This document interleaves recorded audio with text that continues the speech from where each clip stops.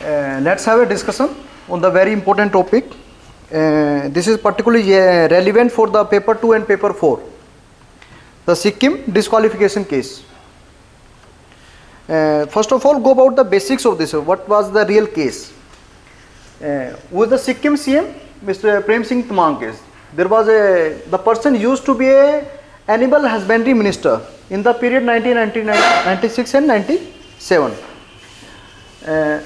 During that period, there was allegations at that point, embezzlement of funds in the cow distribution scheme of rupees 9.5 lakh rupees. Definitely it is a case of corruption, and he was upheld, he was convicted for this crime under the Prevention of Corruption Act 1988, and this conviction was upheld by the High Court and the Supreme Court, and the actual embezzlement of funds took place in the year 1996 and 97. He was convicted by the lower court. He can appeal, he go to the High Court, then Supreme Court. Finally he was convicted, final conviction in the year 2016. He was given 1 year imprisonment. He completed the imprisonment for this period, 10th August 2017 to up to 18. And under the Representation of People Act, the person is barred from contesting elections for a period of 6 years after the completion of this sentence. Means what time period?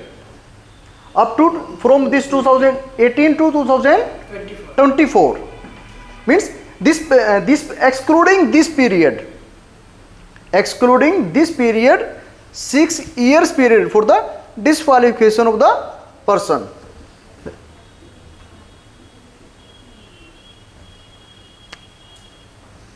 (18 to 24) up to this. Then what happened? Then what were the developments in this case? Under the Section 11 of Representation of People Act 1951, this particular section empowers the Election Commission of India to reduce or remove the disqualification of persons convicted under this particular act. It means this time period, this 6 years time period, can be reduced or removed by the Election Commission of India under this particular section 11 of Representation of People, except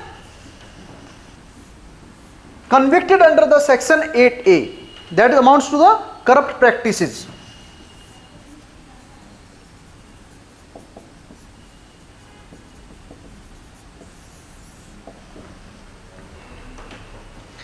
By using the powers of this section, Election Commission of India removed the disqualification period of Prem Singh Tamang to the 1 year and 1 month. It means calculate the 1 year plus 1 month from this period.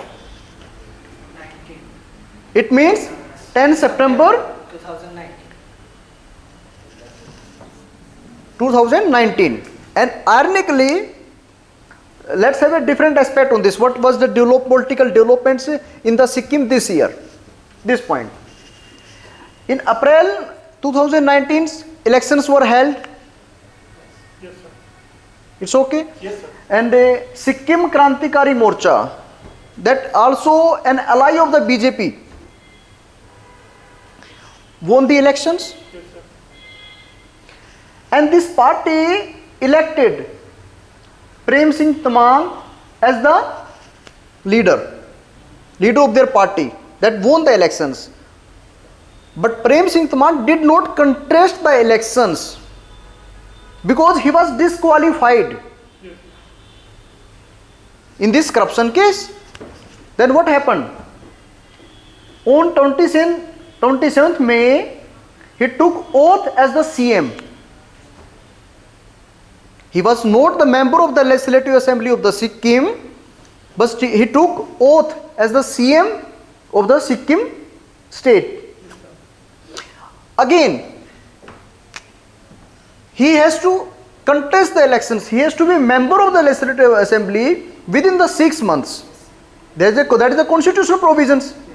And in this case, if we evaluate the conduct of the governor, this was the violation of the Supreme Court guidelines, because he is disqualified from the contesting elections, and he was sworn as the CM of the Sikkim by the governor. This was the violation of the Supreme Court guidelines, as happened in the case of Tamil Nadu Jayalalitha case. Then come to this date.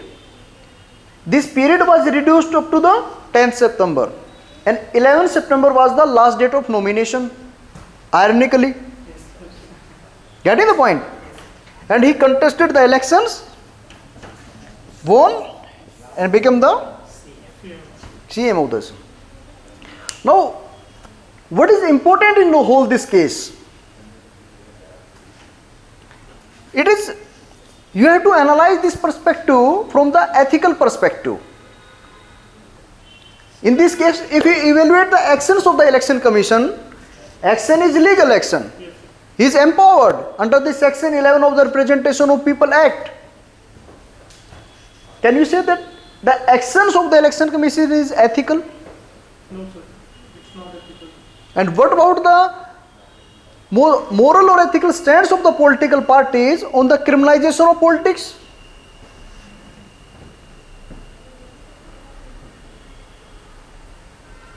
It means the corrupt people are coming to the politics, and the whole processes, institutions are being subverted by the political parties to meet their political ends. You can quote the Gandhiji here: politics without principles is a social sin. Gandhiji, politics without principles.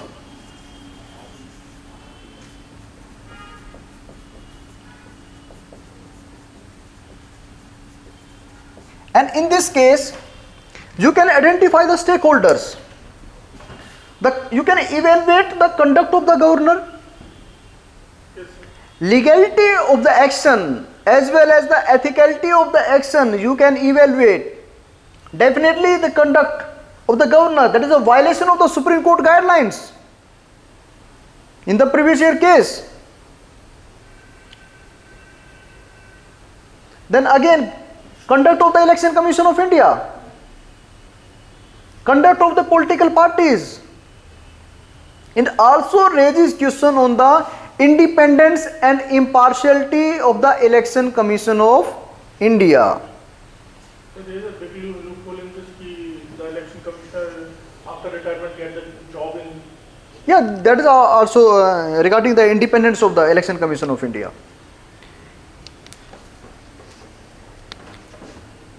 In this case,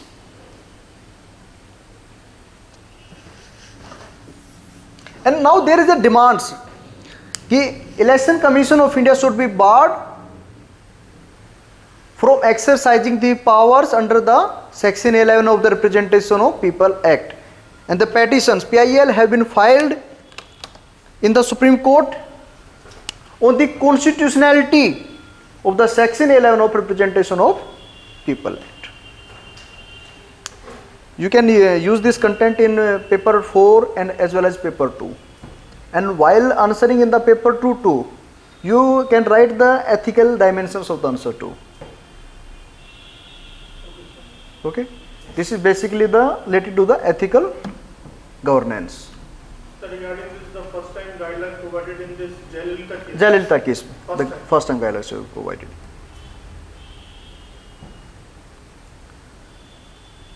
It's okay? Yes, sir. Yes, sir.